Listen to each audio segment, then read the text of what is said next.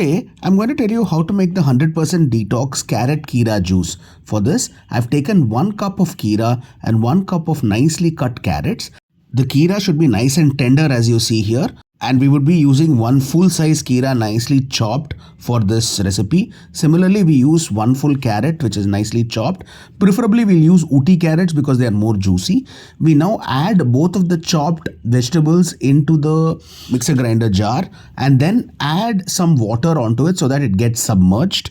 Now we nicely whip it as a juice and you can see now it's ready. We run it through a sieve so that all the hard particles are actually filtered out before we add some lemon juice. Mix it well and then we would top it up with some salt and then some pepper. Follow it up with some honey. Now honey is completely optional depending on if you're diabetic or if you are avoiding sweet. Your 100% detox drink is now ready to be had.